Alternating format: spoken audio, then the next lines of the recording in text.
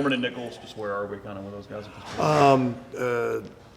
Saw Dr. Luber, our team orthopedic, this morning, all doing much better, all on anti-inflammatories, doing rehab.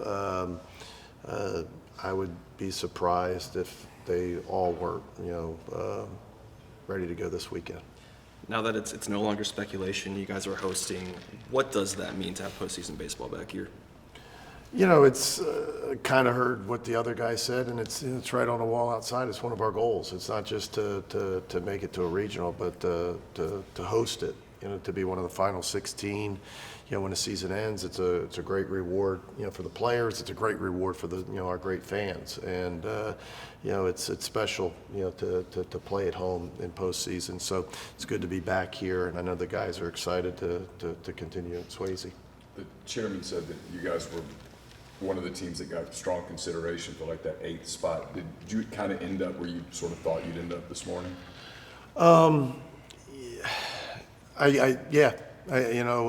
We thought probably, or at least I thought probably like a lot of people, that if we won the championship, it was a great few weeks finish and beat a lot of teams that were going to be a national seed, and so we knew we were probably on the bubble for that.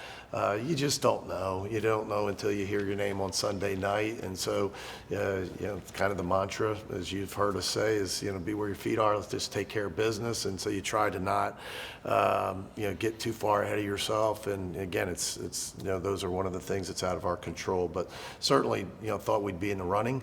But at the end of the day, you got to win games, and so you got to win games this weekend. You got to win games. If you do that, you get to try to win some more games next weekend, regardless of where it is. Looks like the SEC teams have gone about half and half on playing early versus late. Have you ever given a ton of consideration for flipping to the early game? Not much, and I don't know where all of a sudden that happened, but it's been a while now.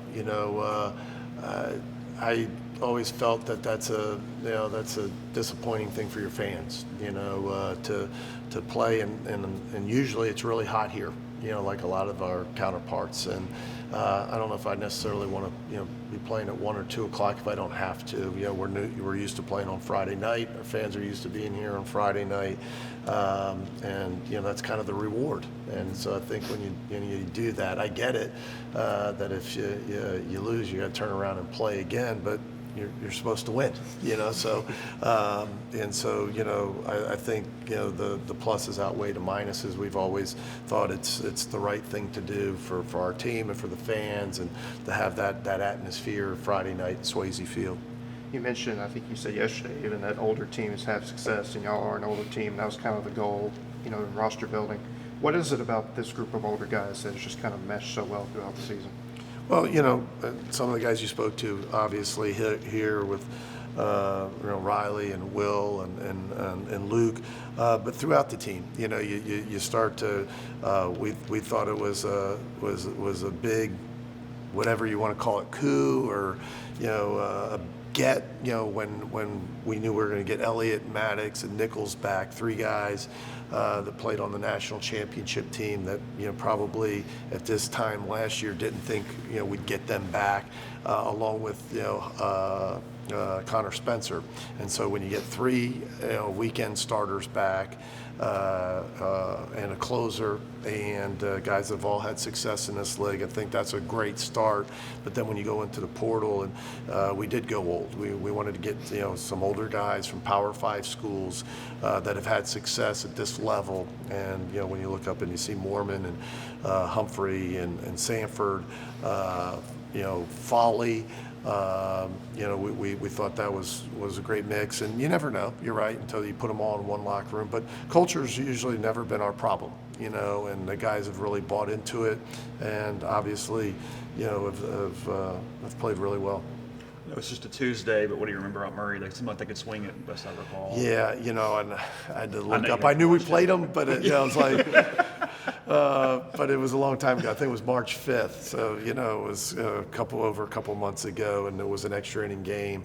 So don't remember. But, you know, what you do look, and I'm sure you're going to see all the interviews today of the people talking about the regional, but, you know, pretty difficult, you know, one right off the bat, number 4 seed that, you know, won 38 games. And, you know, all these teams statistically do everything well. You know, you try to go, hey, what's going to be, you know, the Achilles, and they've all had great years. And so I don't know if there's a 4 seed that has that many wins.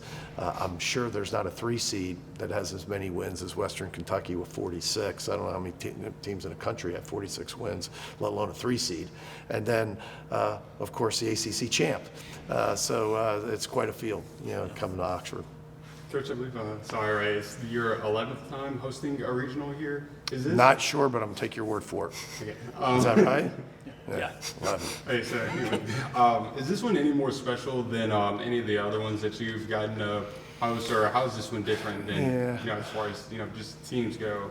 with Always, hosting this one? yeah, I'm always really careful of those types of questions. I don't know. I've always felt, I've done this a long time, so I've always felt that every team's different. You know, you're at the same place for 25 years, and people say, well, you know, how's that feel? But when you're dealing with 18 and 22-year-old kids, and you know, there's a lot of turnover. Every team feels different, and even when you return a lot of players, it feels different because kids change a lot from the time they're 18 years old and freshmen. I mean, Hunter Elliott's a lot different right now. You know, Riley Maddox is a lot different than he was, you know, 4 years ago. I'm not sure Mason Nichols is much different, but they change a lot as they grow up. So you know, this is I'm proud of the guys. I'm proud, you know, that you know, we had this kind of year. Really consistent year, and we finished well, and you know, felt they were deserving of this, and so I'm excited for their opportunity. Do you feel like the SEC got the credit that it had earned throughout the year just from the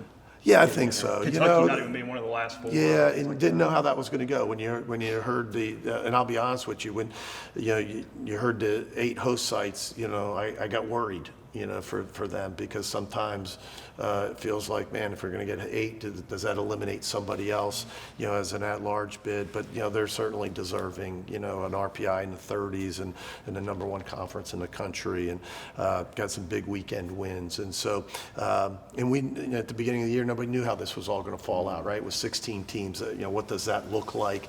And I've always said that you can't look for the conference. You know, I think so much is put on of how many teams came from this league. Even, you know, on a selection show, they want to keep putting that up there, and I think that drives the wrong message.